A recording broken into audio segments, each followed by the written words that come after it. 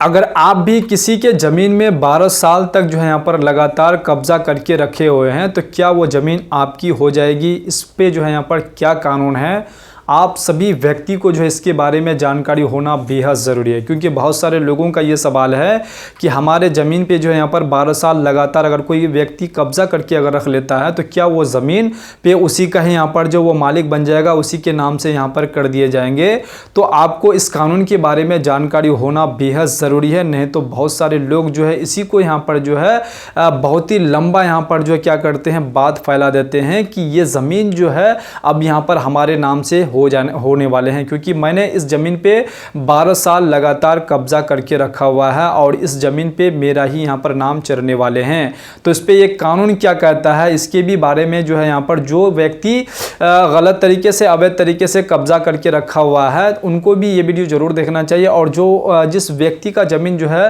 गलत तरीके से 12 साल तक यहाँ पर ज़मीन पे कब्जा करके रखा हुआ है तो उनको भी ये वीडियो ज़रूर देखना चाहिए, ताकि उनको जो ज़मीन से रिलेटेड कानूनी जानकारी होना बेहद ज़रूरी है, नहीं तो फिर वो बहुत बड़ी परेशानी में यहाँ पर पड़ने वाले हैं। सबसे पहले जिनका यहाँ पर जो ज़मीन है, जो व्यक्ति अपने ज़मीन या फिर अपने मकान को अगर वो किराए में देते हैं तो किराए में देने से पहले जो है उनसे रेंट एग्रीमेंट ज़रूर करवा लेना चाहिए। और ये रेंट एग्रीमेंट 11 महीने का यहाँ पर आपका होता है और 11 महीने का आपको जो हर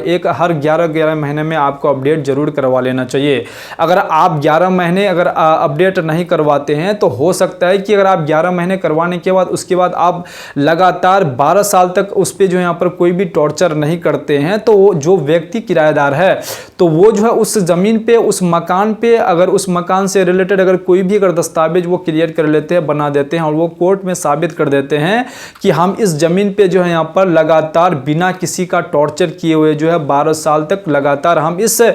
मकान पे रह रहे हैं, हमें कोई भी यहाँ पर टॉर्चर नहीं किया, तो वो प्रतिकूल यहाँ पर जो कब्जा का दावा यहाँ पर कर सकता है और उसी के नाम से वो मकान, वो जो है यहाँ पर घर उन्हीं के नाम से जो है कोर्ट के द्वारा कर दिए जा सकते हैं। तो इसलिए अगर आप ज़मीन का, मकान का अगर मालिक हैं तो आपको करना क्या चाहिए कि अगर आप जिस भी व्यक्ति को यहाँ पर ज़मीन या फिर मकान अगर उसको रेंट में दे रहे हैं तो उनसे आप जो है यहाँ पर 11 महीने का आपको एग्रीमेंट आपको कराते रहना चाहिए। अगर आपको हर 11 महीने में अगर नहीं कराना है तो आपको जो 11 महीने से अगर आपको प्लस यहाँ पर कराने हैं तो आपको रजिस्ट्री ऑफिस जाने पड़ेंगे, उसमें आपको समस्या हो सकती है, उसमें आपको परेशानी हो सकती है। अगर 11 महीने का अगर आप कराते हैं तो उसमें आपको परेशानी नहीं होंगी, उसमें सिर्फ एक स्टाम्प पेपर लेकर के अगर आप करवा देते हैं, वो रेंट एग्रीमेंट करवाते हैं, उसमें समस्या आपको यहाँ पर नहीं होती है। अगर आप उसी को ही अगर बढ़ाते हैं, 11 महीने अगर प्लस करते हैं, अगर मान के चलिए 3 साल 4 साल 5 साल के लिए अगर आप करते हैं तो उसके लिए आपको रजिस्ट्री ऑफिस जाने पड़ेंगे, ये प्रोसेस आपको करने पड़ेंगे।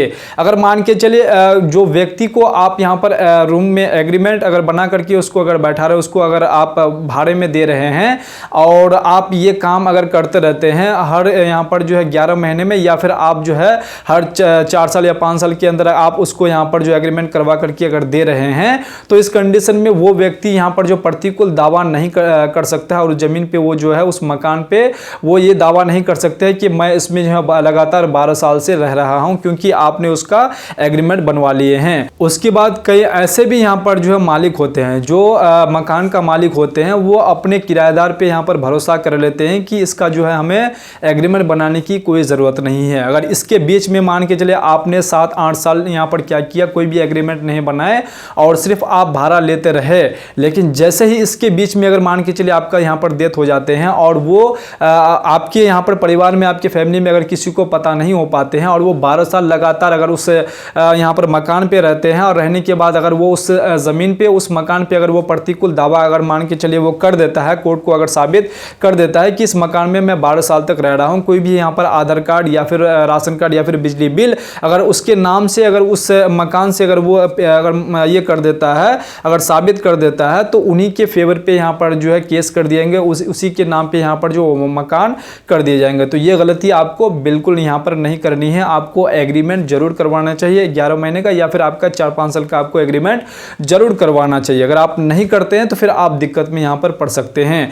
अब देखिए कौन व्यक्ति जो है यहाँ पर 12 साल प्लस का यहाँ पर जो प्रतिकूल दावा का यहाँ पर दावा वो ठोक नहीं सकता है, कौन व्यक्ति नहीं कर सकता है। मान के चलिए 12 साल के अंदर अगर आपने कोई भी लीगल एक्शन अगर लिए हैं, कोई भी आप जो है यहाँ पर लिखित यहाँ पर लीगल एक्शन लिए हैं, तो वो व्यक्ति जो है यहाँ पर क्या है कि वो प्रतिकूल 12 साल का दावा वो नहीं कर सकते हैं। आपको इस बीच में अगर आप मान के चले कोई भी टॉर्चर अगर किए हैं, आप यहाँ पर जो उसमें कोई भी आप जो यहाँ पर अंचल के द्वारा या फिर कोई भी यहाँ पर पुलिस अधिकारी के द्वारा उसमें अगर आपने एप्लीकेशन वगैरह लिखे हैं, तो वो उसका जो है आपके पास कोई भी अगर रिसीव है, कोई भी अगर कॉपी है, तो उस जरिए से आप जो अगर वो व्यक्ति अगर वो प्रतिकूल दावा अगर ठोक सकता है, तो आप ये पेपर्स यहाँ पर जो कोर्ट को साबित कर सकते हैं और कोर्ट उनको यहाँ पर झूठा साबित कर देंगे और आपका जो मकान है, आपका जो भी प्रॉपर्टी है वो आपके नाम पे यहाँ पर कर दिए जाएंगे। तो ये आपको करना है कि आपको 12 साल लगातार जो चुपके से यहाँ पर बैठे नहीं रहना है। अगर मान के चलिए वो व्यक्ति आपको यहाँ पर मकान खाली नहीं करता है, तो आपको अगर आपके पास पूरा लीगल दस्तावेज है, डॉक्यूमेंट्स आपके पास पूरा पेपर्स है, लेकिन अगला आदमी आपसे यहाँ पर जो है दबंग है और वो जो है यहाँ पर जानबूझ के जो है यहाँ पर नहीं यहाँ पर जो है कब्जा को छोड़ रहे हैं, तो आप जो है अपना बलपूर्वक भी उससे यहाँ पर जो अपना कब्जा को छुड़ा सकते हैं। और बहुत सारे लोगों का ये भी सवाल हो सकते हैं कि जो व्यक्ति यहाँ पर कब्जा करके बैठा हुआ है तो वो दबंग टाइप का है, और जो व्यक्ति यहाँ पर जो है जिसके नाम से जमीन है, जिसके नाम से यहाँ पर मकान है, वो जो है यहाँ पर जो है नॉर्मल है, वो इतना वो एफोर्ड नहीं कर सकते हैं, उनसे वो लड़ नहीं सकते हैं। तो इस कंडीशन में आपको यहाँ कोर्ट का सहारा आपको लेना पड़ेगा, अन्यथा आप ऐसे जो है यहाँ पर नहीं कर पाएंगे। कोर्ट से आपको यहाँ पर सहारा लेना पड़ेगा, फिर या फिर आप अंचल के द्वारा कोई भी यहाँ पर आपको एप्लीकेशन यहाँ पर दे करके अगर अंचल के द्वारा अगर आपका नहीं होता है, आपके यहाँ पर जो अंचल अधिकारी के द्वारा अगर ये सॉल्व नहीं होता है, तो फिर आपको आगे जाना पड़ेगा, आपको कोर्ट का यहाँ पर दरवाजा खटखटाना होगा और वहाँ से आपको ये काम करने होंगे। और वहीं से जैसे जो भी प्रक्रिया यहाँ पर किए जाएंगे, प्रक्रिया करने के बाद आपको वहीं से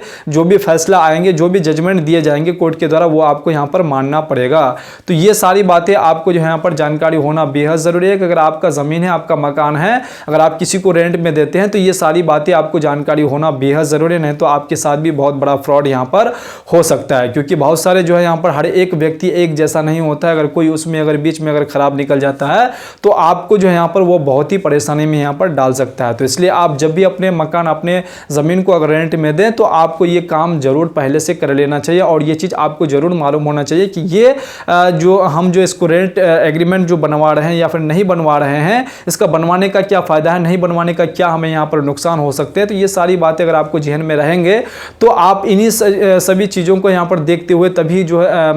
अपने मकान को जो है अपने किराएदार को आप ये सारी बातें बोल करके आप दे सकते हैं। उम्मीद करता हूँ कि आपको ये सारी बातें समझ में आ गए होंगे। अगर अभी भी आपके जहन में किसी भी प्रकार की कोई सवाल अगर क्रिएट हो रहे हैं, तो आप बेझिझक जो है कमेंट बॉक्स में कमेंट करके आप बता सकते हैं। मैं आपके कमेंट का जवाब वीडियो के माध्यम से देने का भरपूर प्रयास करूंगा। तो चलिए फिर से मिलते हैं इसी प्रकार से दूसरे वीडियो में दूसरे कंटेंट के साथ। तब तक के लिए आप अपना ख्याल रखिएगा। वीडियो देखने के लिए आपका बहुत बहुत धन्यवाद।